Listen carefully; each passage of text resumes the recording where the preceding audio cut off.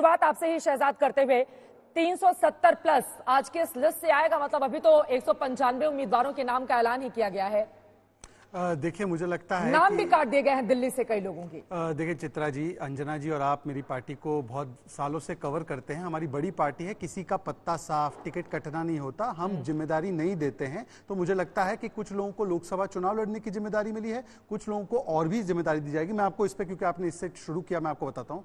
दिल्ली की सीट में जो 5 सीटें घोषित की गई, क्योंकि मैं न्यू दिल्ली से हूं और मैं ऑफिस बेरर हूं, मेरे जैसे छोटे कार्यकर्ता से भी परामर्श किया गया कि किसको देना चाहिए, कैसे दिया जाना चाहिए। तो मुझे लगता है कि किस प्रकार से स्ट्रक्चर्ड इंस्टीट्यूशनल प्रोसेस और डेमोक्रेटिक प्रोसेस है। किसी भी और पार्टी में ये प्रोसेस आप देखिए, कुछ पार्टियां 15 नाम घोषित कर देती है, कुछ परिवार घोषित कर देते हैं, कुछ एक प्रकार से फर्म की तरह घोषित करते हैं। यहां पर बूथ लेवल से लेकर सेंट्रल लेवल तक परामर्श होता है, चर्चा होती है, सीटें जो है किसको कैसे देनी है वो पैनल बनकर जाता है और पैनल में फिर सीईसी में डिसाइड होता है। दूसरी बात, एक लिस्ट में, इस लिस्ट के बारे में कह सकता हूं, ये संपन्न लिस्ट है। एस फॉर एससी मतलब देखिए 27, एम फॉर महिला 28, पी फॉर पिछड़ा समाज 57 और एन फॉर नौजवान 47। और मुझे तो राम लला का आभास हो रहा है।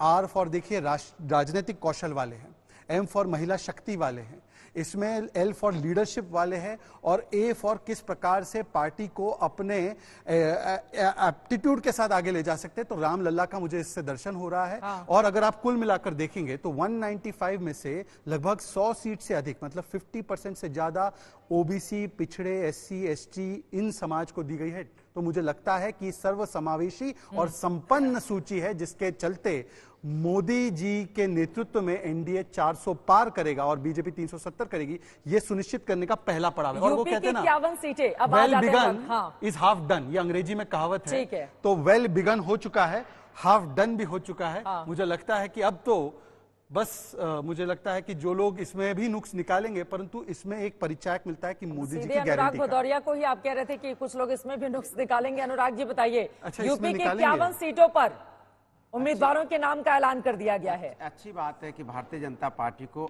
हर आत्मा में परमात्मा दिखाई देने लगा।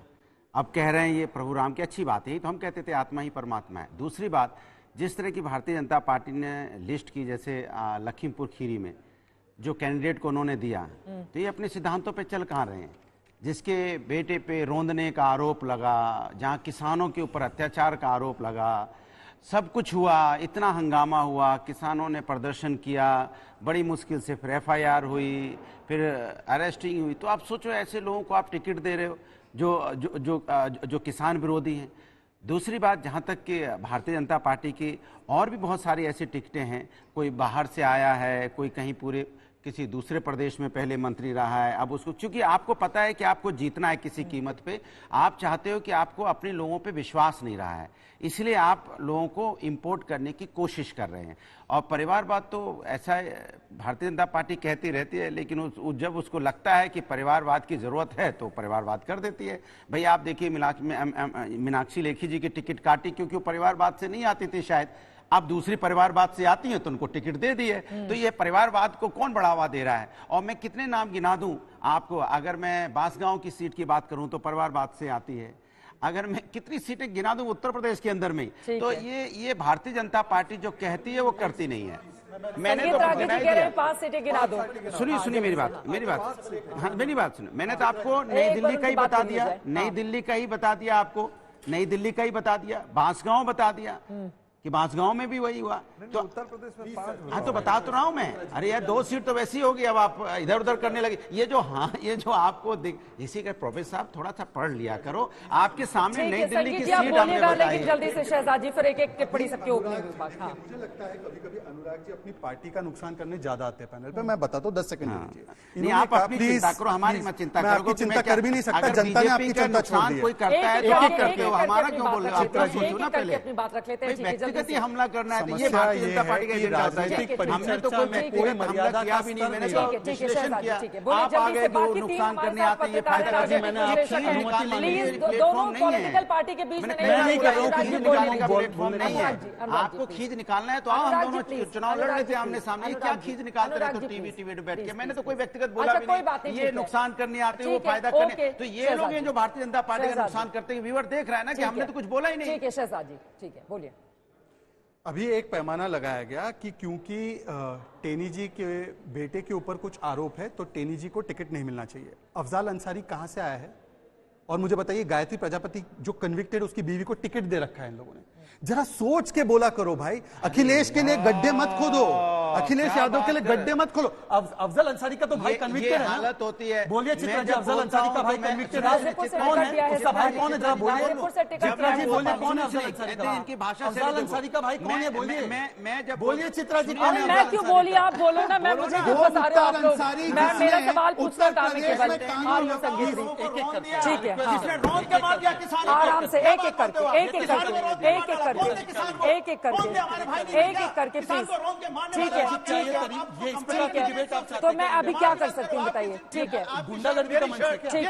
ठीक है, कमाल की बात कर रहे हैं भाई। जल्दी से शहजादी 2 लाइन में, फिर उधर से बाकी लोग। नहीं, मेरी भी टिप्पणी पूरी नहीं हुई। हाँ, ऐसे नहीं ठीक चलेगा है कि सर। हाईजैक थोड़ी होता है। अच्छा, कोई ठीक है, हाईजैक ओके। करने लगेगा और हाईजैक करने देंगे आप। संगीत रागी जी, आपको बोलना चाहती हूँ। मैं अपनी बात कह लूं, सुनिए। आप दोनों लोग मानने को तैयार नहीं है, मेरी क्या मजबूरी होगी? बाकी लोगों को मैं इंतजार नहीं करवा सकती ना। प्लीज, ये तरीका ठीक है। ये एक सेकेंड, अनुराग जी, शहजाद जी, मिस्टर अनुराग भदौरिया, मिस्टर शहजाद पुनावाला, ये कोई तरीका नहीं हो सकता है, ये कोई तरीका नहीं हो सकता है, ये कोई तरीका नहीं हो योगी जी सकता को है। बोलता हूँ तो योगी जी बोलता हूँ, जब मैं प्रधानमंत्री जी बोलता हूँ, या इनका कोई भी नेता बैठ जाइए सर, बैठ जाइए, 2 मिनट लगेगा सर। अंदर बैठ जाए तो आप अंदर, हाँ आप अंदर बैठिए, आप अंदर बैठिए, अंदर बैठिए, आ जाए मोल।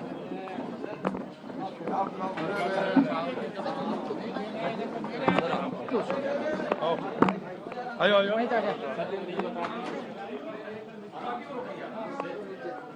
चलो ए नहीं जा रहा है, ए नहीं को जाना।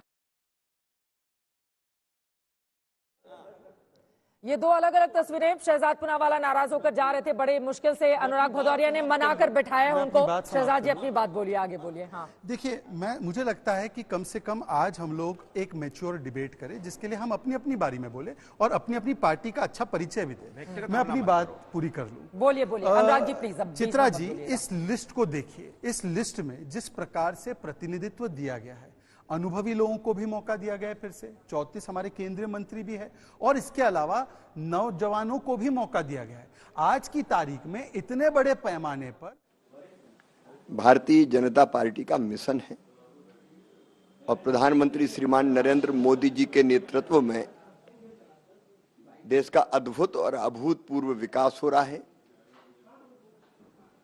और जन कल्याण के कामों में इतिहास रचा गया है।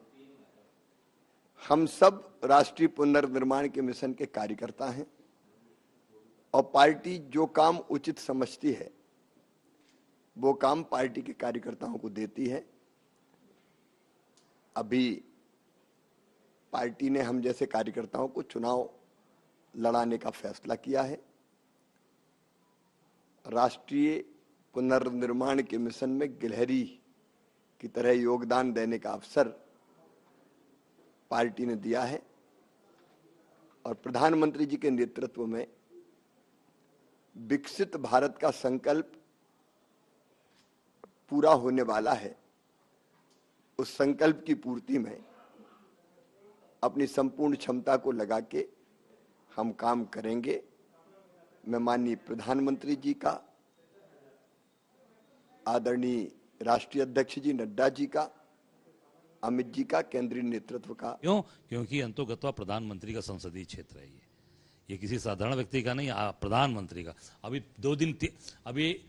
4 दिन 5 दिन पहले की घटना घटी है, मोनिका पाल की।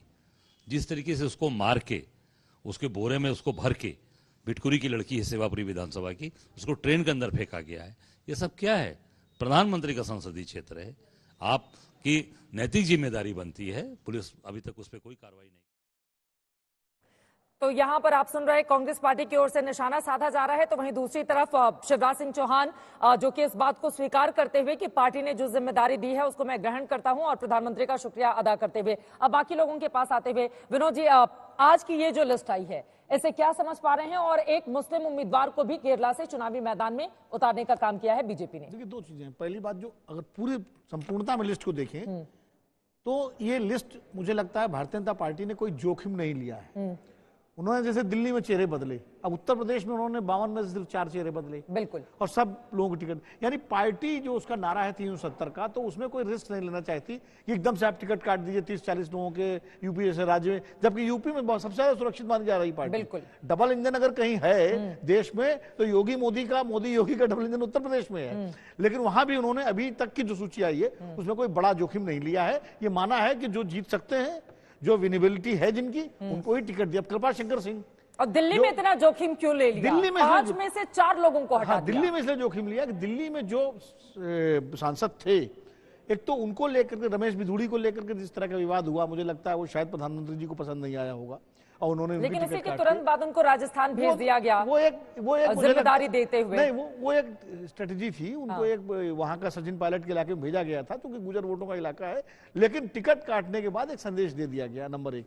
दूसरी बात यह है कि दिल्ली में एक बात और भी है। अब देखिए, मैं उत्तर प्रदेश, कृपा शंकर सिंह को टिकट दिया गया जौनपुर से, वो कृपा शंकर सिंह जिन पर सबसे ज्यादा आरोप बीजेपी ने लगाए कि 500 करोड़ का घोटाला, 600 करोड़ घोटाला बाकायदा पीआईएल, और बाद में कांग्रेस उन्होंने छोड़ी और बीजेपी में आए। खैर, जौनपुर तो हार भी गई थी ना पिछली बार बीजेपी, तो फिर इस वजह से, क्योंकि उनको वो जिताऊ उम्मीदवार लगते हैं। मैं ये कह रहा हूं, क्राइटेरिया जो है वो जिताऊ उम्मीदवार का है, विनेबिलिटी का। फिर अब शिवराज सिंह चौहान को जिस तरह विदिशा से उतारा गया, क्योंकि वही जीत सकते हैं ये माना जा रहा है, तो भारतीय जनता पार्टी के लीडरशिप ने ये तय किया है कि भाई जो उनका लक्ष्य है उसको पाने के लिए, बजाय कि कोई ऐसा जोखिम ले, और चूंकि पूरा चुनाव मोदी जी के नाम पर और कमल के फूल के नाम पर लड़ा जाएगा, इसलिए ये किया गया है कि मजबूत उम्मीदवारों को उतारा जाए। अभी तक की जो लिस्ट मिल रही है, जैसे दिल्ली में रमेश बिधूड़ी का काट के रामवीर सिंह बिधूड़ी को दिया। रामवीर सिंह बिधूड़ी रमेश बिधूड़ी से ज्यादा वरिष्ठ नेता हैं, बिल्कुल, लोगों को पता नहीं है। जनता दल के राष्ट्रीय महासचिव थे वो, और उसके बाद कांग्रेस में रहे, एमएलए रहे लगातार। रमेश बिधूड़ी तो बाद में आए एक समय में, तो ऐसा नहीं, इसलिए, और वो लीडर विधानसभा में भी भारतीय जनता पार्टी के हैं, तो उसमें भी जो सुषमा स्वराज की बेटी है, मासी स्वराज, नया चेहरा है, उनके अंदर एक संभावनाएं हैं। मीनाक्षी लेखी केंद्रीय मंत्री, उनका टिकट काट दिया, तो फिर उनको आरोप नहीं लगेंगे कि आपके मौजूदा सांसदों ने क्या डिलीवर नहीं किया, इस वजह से आपको काटना पड़ा? आप तो पहले ही गौतम गंभीर को लेकर आरोप लगा रही थी। देखिए, नई दिल्ली जो है वो सुषमा जी वहां से चुनाव लड़ी थी, और नई दिल्ली सीट ऐसी रही, हालांकि उसमें कंपोजिशन डिफरेंट था नई दिल्ली का, अब अलग है, लेकिन मासी स्वराज जो है वो चूंकि पार्टी नए लोगों को जो आगे ला रही है, ठीक है, उसके तरफ शहजाद भाई बैठे, हो सकता है इनको कहीं से टिकट मिल जाए। ये भी प्रखर प्रवक्ता है। जब ये यहाँ आ रहे थे तो उन्होंने कहा कि मेरा नाम अभी लिस्ट में नहीं है, इस वजह से मैं प्रवक्ता बन के यहाँ आ गया हूं। अगर केरल से आ रहे होते तो इनकी संभावनाएं ज्यादा थी। केरल का आपने पूछा ना मुस्लिम का, केरल में जो इक्वेशन है वहाँ हिंदू, मुस्लिम और ईसाई सामाजिक समीकरण जो है, उसमें भारतीय जनता पार्टी जो है बहुत दिलचस्पी है। वहाँ ईसाई ज्यादातर कांग्रेस के साथ है, मुस्लिम आईयूएमएल के साथ ज्यादा है, भाजपा वहाँ हिंदू और मुस्लिमों को एक साथ, लेकिन एक भी सीट तो है नहीं बीजेपी के पास केरला में। तो करते हैं ना भारतीय, तो केरला में कमल खिलाने की कोशिश है संगीत रागी जी। देखिए, मुझे लगता है कि सिर्फ केरला नहीं, मुझे उससे बेहतर मुझे लगता है कि दक्षिण में तमिलनाडु में भारतीय जनता बेहतर प्रदर्शन करने की बात कही जा रही है। अब आने वाला परिणाम ही बताएगा कि वाकई में ऐसा होता है या नहीं होता है। दूसरी बात, इस पूरे लिस्ट को देखने के बाद एक चीज़ लगता है, देखिए जो बड़ा लक्ष्य है 400 पार, ऐसे जब आप बड़े लक्ष्य रखते हैं तो सावधानी बरतनी बहुत आवश्यक है, और you cannot get carried away by emotions कि हमने कह दिया। आपने देखा होगा कि मीडिया में बहुत चलाया गया था, कुछ स्टोरी भी प्लांट हुए कि 30% का टिकट काटा जाएगा, 40% सांसदों का टिकट काटा जाएगा। तो उत्तर प्रदेश जैसे राज्यों में या अन्य जगह पर प्लांट क्या हुआ दिल्ली में, तो वो बातें सही साबित हो रही है ना? देखिए एक अपवाद को नियम, देखिए चित्रा जी, अपवाद को नियम के तौर पर नहीं रखा जा सकता है, और नियम को अपवाद के तौर पर नहीं देखा जाना चाहिए। लक्ष्य बहुत बड़ा है, इसलिए भारतीय जनता पार्टी ने बहुत संभल करके ये किया है। दूसरी बात, जिन सांसदों ने भारतीय जनता पार्टी के सांस्कृतिक मर्यादा को उल्लंघन किया, हद से ज्यादा पार गए, उनका टिकट काटा है। यदि ऐसा नहीं होता तो प्रज्ञा सिंह ठाकुर का टिकट भोपाल से नहीं काटा गया होता। तीसरी बात, कई बार लेकर जो आरोप लगा रहे हैं, देखिए, हाँ, आपने बहुत अच्छा सवाल कर दिया, मैं इसका उत्तर देना चाहता था। देखिए, हम सब वयस्क हैं। मैं यदि क्राइम करता हूं तो मेरा क्राइम का दंड मुझे ही मिलता है, मेरे बेटे को नहीं मिलता है। मेरा बेटा यदि कोई क्राइम करता है तो उसका दंड उसी को मिलता है, न कि मुझे मिलता है। वो वयस्क है, इसलिए उनके बेटे के द्वारा किए गए अपराध की सजा जो है पार्टी उनके पिता को दे, ये तो बिल्कुल ही नाजायज तर्क है, ये तर्क होना ही नहीं चाहिए। एक बात, इसके अतिरिक्त आप देखेंगे कि एक बात और जानना चाहिए, विदिशा को लेकर के आप देखेंगे या अन्य कई हम ऐसे उदाहरण गिनवा सकते हैं इसी लिस्ट में। उससे ये पता लगता है कि जब पार्टी बड़ी होती है और जब आपका आधार बढ़ता है तो सीटों की संख्या तो उतनी ही है ना, और एक ही सीट पर कोई जमा रहे ऐसा भी नहीं है, तो दायित्वों के में बदलाव होता है। दायित्वों के बदलाव को आप इसे पत्ता साफ कर देना या काट देना, ये कोई जरूरी तो नहीं है कि मीनाक्षी लेखी अच्छा जी काम हैं नहीं वहां करेगा, पर उसका टिकट कटेगा तो उसको पत्ता साफ कर देना ही बोलते हैं।